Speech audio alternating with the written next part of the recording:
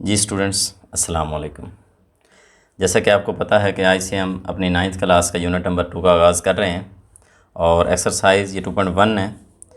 और मैंने आप लोगों को एक्सरसाइज 2.1 शुरू करने से पहले, अगर आप लोगों ने अभी तक ये वाला जो मैंने आप लोगों को सजेस्ट किया था lecture rational versus irrational number वाला, अगर आप लोगों ने अभी तक वो नहीं सुना तो सबसे पहले उसको सुनें, क्योंकि उसको अगर आप नहीं सुनेंगे तो आपको इस एक्सरसाइज की समझ नहीं आने वाली। ये ऊपर लिंक दिया हुआ है, आप अगर आपने वो नहीं सुना तो पहले उस लिंक पे क्लिक करें और उसको पहले सुनें, उसको अंडरस्टैंड करें कि ये रैशनल और इर्रेशनल नंबर क्या होते हैं, यानी नातिक और गैर नातिक अदाद होते क्या हैं। अगर आपको उनकी समझ आ जाए तो फिर आपने मशक पे आ जाना है, फिर आपकी मशक यूँ चुटकी में हल होने वाली है। ये मशक कोई इतनी बड़ी नहीं है, लेकिन सिर्फ बात मेन ये है कि आपको उसकी अंडरस्टैंडिंग होनी चाहिए कि रैशनल और इर्रेशनल नंबर होते क्या हैं। यानी नातिक अदाद को हम रैशनल नंबर कहते हैं और गैर नातिक अदाद को हम इर्रेशनल नंबर कहते हैं। तो उसके लिए वो मैंने स्पेशल लेक्चर दिया है जिसमें हर लिहाज से रैशनल और इर्रेशनल नंबर को तफसील से बयान किया गया। तो पहले आपने उसको अंडरस्टैंड करना है, फिर आपने मशक पे आना है। अगर आपको उसकी अंडरस्टैंडिंग है, हमारा इस मिशन का पहला सवाल है नातिक और गैर नातिक जो नंबर्स हैं उनमें पहचान करना है, यानी रैशनल नंबर इनको आपको पता होना चाहिए क्यू से ज़ाहिर किया जाता है और इर्रेशनल नंबर को क्यू डैश से ज़ाहिर किया जाता है। तो हम इन दोनों के दरमियान अब फ़र्क करने जा रहे हैं कि रैशनल और इर्रेशनल का, चूँकि हम वहाँ पढ़ चुके हैं तो यहाँ मैं जस्ट लिखूँगा। आपको पता होना चाहिए कि ये अंडर रूट 3 पहला नंबर है मेरा, ये वाला मेरा नंबर इर्रेशनल नंबर है। अगर आप लोगों ने लेक्चर सुन रखा है तो आपको पता होगा ये एक इर्रेशनल नंबर है, क्योंकि अंडर रूट वाले वो तमाम नंबर इर्रेशनल में जाते हैं जिनकी बाकायदा जज़र नहीं आती। इसकी जज़र नहीं आ सकती, लिहाजा ये इर्रेशनल नंबर है। ये 1/6 है, ये एक रैशनल नंबर है। क्यों एक रैशनल नंबर है? क्योंकि ये बटे में लिखा हुआ है। हर बटे में लिखा गया नंबर रैशनल नंबर होता है, वो मैं उस लेक्चर में तफसील से बयान कर चुका हूँ। उसके बाद पाई को भी मैंने वहाँ तफसील से बयान किया है कि पाई एक इर्रेशनल नंबर है, ये कभी भी रैशनल नहीं हो सकता। इसको मैं क्यू प्राइम लिख रहा हूँ।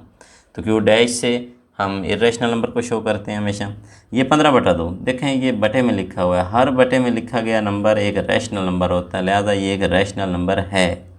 इशारे वाला नंबर भी हमेशा रैशनल होता है और उसकी भी मैं वजाहत वहाँ उस लेक्चर में कर चुका हूँ कि कौन से इशारे वाले रैशनल होते हैं, कौन से नहीं होते। लिहाजा अगर आपने नहीं सुना उसको तो पहले उसको सुन लें।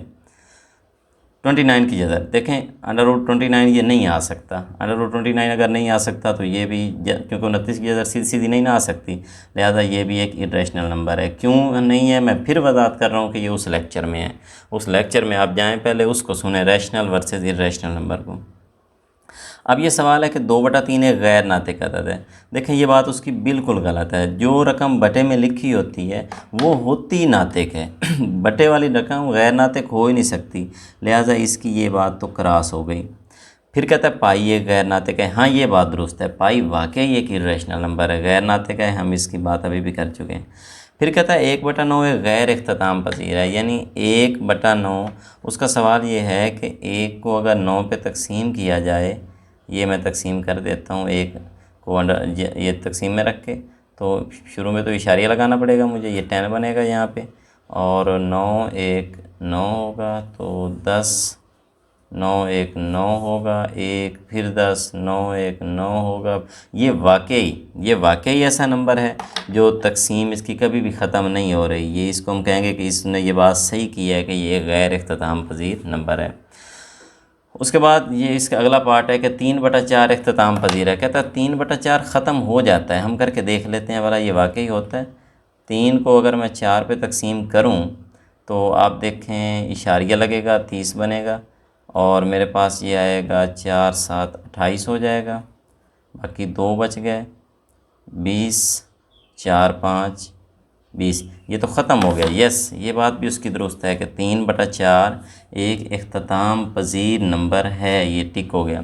फिर कहता है 4/9 एक तकरारी है। तकरारी करने का मकसद उसका ये है कि 4 को जब भी 9 पे कहता है तकसीम करेंगे तो जो आंसर है वो रिपीटिशन में जाएगा, यानी आंसर बार बार आपका रिपीट होगा। हम इसको देख लेते हैं। 4 तो 9 पे तकसीम नहीं होता, इशारिया लगाता हूँ, 0 9 4 ये 36 हो जाएगा। बाकी मेरे पास 4 बच गया तो 40 हो गया, 9 4 फिर 36 हो गया, 4 बचा तो 40 हो गया, 9 4 फिर 36। यस, ये तो आप देखें कि ये एक नंबर है 4, और ये वो वाला नंबर है जो बार बार मुसलसल रिपीट हो रहा है।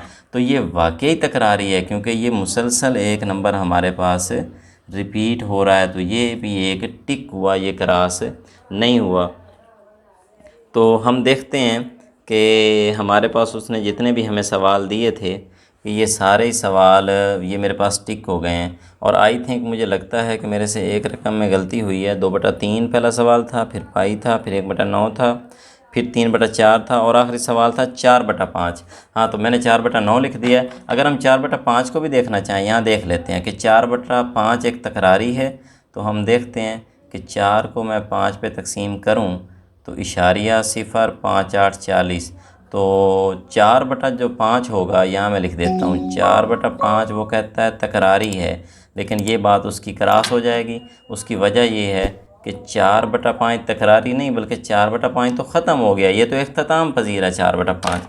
तो लिहाजा ये आपके सामने जो सवाल थे टिक क्रॉस वाले, ये आप बड़ी आसानी से कर सकते हैं। सिर्फ आपने देखना है, अगर आपने वो लेक्चर सुना हुआ है तो ये कुछ भी नहीं है आपके लिए, ये वेरी सिंपल है ये। अब उसका जो नेक्स्ट क्वेश्चन है ना, वो ये है कि इन कुछ उसने रकमें दे रखी हैं आपको, और आपको कह रहा है कि इनको इशारिये में बदलें। इशारिये में बदलने की इशारी अदाद में तब्दील करें, मतलब वो कह रहा है तकसीम करके दिखाएं। 17/25 उसका पहला पार्ट है ये अगले क्वेश्चन का। तो मैंने 17 को अंदर रखता हूँ, ये 25 पे तकसीम करता हूँ। देखें शुरू में नहीं तकसीम हो सकता, मैं इसको 0 पे ले जाता हूँ, 25 0 0। बाकी मेरे पास ये 17 वैसे ही आ गया। अब मुझे ऊपर इशारिया लगाना होगा, यहाँ 0 आएगी। तो अब 25 4 100 होता है, और 25 6 150 होता है। तो ये 25 6 150, बाकी बच जाएगा यहाँ पे 2 0 और इशारिया लगा हुआ है, 1 0 फ्री में मिल जाएगी। तो 25 8 बन जाएगा मेरे पास 200, बाकी कुछ भी नहीं बचा। तो ये वाला जो उसने सवाल दिया था एक्चुअली हमें, ये सवाल मैंने तब्दील कर दिया है। इसका मतलब कि जो उसने कहा कि 17/25 को आप तब्दील करें, तो 17/25 0.68 में तब्दील हो चुका है। यही उसका क्वेश्चन है कि आप इसको इशारी अदाद में बदल के दिखाएं। एक और उसने सवाल दिया, देखें 19/4, यानी कि 19 वाली रकम मैं तकसीम के अंदर रखता हूँ और 4 पे इसको तकसीम कर देता हूँ। देखिएगा ज़रा, ये सबसे पहले 4 4 16 हो जाएगा, बड़ा सिंपल है। यहाँ पे बाकी बच जाएंगे 3, मुझे इशारिया लगाना पड़ेगा, आगे हिंसा कोई नहीं है मेरे पास। और 4 7 बन जाएगा, ये 28, बाकी 2 बच जाएंगे, 0 आ जाएगी, और 4 5 20 हो गया। तो ये भी बहुत आसान था, जस्ट तकसीम करके दिखानी है। इसका मतलब ये हुआ कि ये जो हमें नंबर दिया गया था 19/4, इसका जो जवाब आया मेरे पास ये आ गया 4.75। यहाँ तक हम देख चुके। अब हम थर्ड क्वेश्चन की जाने बढ़ते हैं कि तीसरा क्वेश्चन किस तरह है। जी स्टूडेंट्स, तो हम आगे बढ़ रहे हैं। ये अगले क्वेश्चन ये मैंने हल कर दिए हैं अब, ताकि ना ये वीडियो बहुत ज़्यादा फिर लंबी हो जाती है, उसको मद्देनज़र रखते हुए ये नेक्स्ट हमारे पास क्वेश्चन है 57/8। आप 57/8 को देखें। 57 को मैं अंदर रखता हूँ, 8 पे मैं तकसीम करने जा रहा हूँ। तो सबसे पहले 8 7 56 हुआ है, उसके बाद ये 10 बच गया। अब आप 1 बचा, और आपको पता है इशारिया लगाना पड़ा, 0 मिली मुझे, 8 1 8 हुआ, फिर 2 फिर 0, 8 2 16, फिर 4 बच गए, और 8 5 40। तो ये वाला जो क्वेश्चन था, ये क्वेश्चन भी अगर हम इसका फ़ाइनल रिज़ल्ट देखें कि 57 को जब मैंने 8 पे तकसीम किया है तो इसका फ़ाइनल जवाब आया 7.125। बस उसका यही क्वेश्चन है कि इस रकम को आप ज़रा इशारिये में बदल के दिखा दें। तो हमने उसे इशारिये में तकसीम करके या तब्दील करके दिखा दिया है। अब इससे आगे मूव करते हैं। अगला 205 को 18 पे तकसीम करना था। ये 205 है, 18 1 18 हुआ, तो 0 20 में से 18 चलेगा, 2 बच गया, 5 का उतारा आ गया, फिर 18 1 18 हुआ, 7 बच गए, इशारिया लगाना पड़ा, 0 मिला मुझे, 18 3 54 हुआ, 16 बच गए, और 0 उतारा आया। तो इशारिये के लिए मुझे मिल रहा है पहले से ही, तो मुझे 18 8 144 मिला है। तो 160 में से जब मैंने 144 निकाला तो फिर 16 बच गया, 0 मिला मुझे, फिर 18 8 144, फिर 16 बच गया, 0 मिला, फिर 18 8 144, फिर मेरे पास 16 बच गए हैं। अगर मैं फिर 0 लगा दूं, अगला स्टेप फिर करना चाहूं, तो एक बार फिर ये 18 8 144 ही बनेगा, और फिर 16 ही बचेगा। इसका मतलब इस सवाल में ये जो नंबर है 8, ये अब मुसलसल रिपीट हो रहा है। तो लिहाजा ये हमारे पास इस सवाल का जो फाइनल आंसर अब आ चुका। 205 को जब मैं तकसीम करता हूँ 18 के ऊपर तो ये इसका फ़ाइनल जवाब आएगा 11.38 एंड सो ऑन। आप ये कर दें कि 8 के ऊपर एक लाइन लगा दें, उससे पता चल जाएगा कि ये 8 अब रिपीट हो रहा है। अगला क्वेश्चन देखें। 5/8 था, 5 को तकसीम के अंदर रखा, 8 पे तकसीम कर रहा हूँ। 8 0 0 मैंने किया, 5 बचा, इशारिया लगाया, सिफर मिली, 8 6 48, तो 50 में से 48 गया, 2 बच गया, सिफर मिल गई, 8 2 16, फिर 4 बच गया 0 और 8 5 40। ये भी सिंपल है, आपके पास ये पुरानी सादा तकसीम है, आप इस तकसीम को कर सकते हैं, इसमें कोई ऐसी बात नहीं है। तो इसका भी फ़ाइनल रिज़ल्ट यहाँ लिख देते हैं कि 5 को जब हम 8 पे तकसीम करेंगे तो आंसर आएगा 0.625। और इसका लास्ट पार्ट, अब आप इस लास्ट क्वेश्चन को देखें। इस क्वेश्चन को मैंने वैसे ही छोड़ दिया था, इसको मैं अब हल कर रहा हूँ आपके लिए। ये टेबल मैंने साथ लिख दिया 38 का, ताकि आपके लिए आसानी रहे। तो सबसे पहले 25 है, आपको पता नहीं जाता, ये मैं इशारिया लगा लेता हूँ यहाँ पे, और यहाँ पे सिफर लगा लूँगा, और अब मेरे पास ये बन जाएगा 31। ये 250 बन रहा है आपके सामने, तो ये जाएगा आई थिंक 250, 228 और 260, हाँ जी ये 6 पे जाएगा। 228 हो गया। अब 228 हो चुका है, तो इसको मैं तफरीक कर देता हूँ। यहाँ पे 2 बच गए और यहाँ भी 2 बच गए, 22, सिफर एक और आ जाएगा मेरे पास 220। तो कितने पे जाएगा? 190, 228, एक बार ये अब 5 पे जाएगा। अब ये 220 है तो 190 इससे पीछे है, तो 190 पे जाएगा। ये एक बार फिर 190। तो अब देखें 0 और 12 में से 9 चले गए तो बाकी बच गए 3, 30 हो गया। अब नेक्स्ट ये फिर सिफर मिल गया मेरे पास, ये 300 बन गया। तो 300, 304 यहाँ पे, 38 8 पे, वो तो ज़्यादा है, इसका मतलब ये जाएगा 7 पे।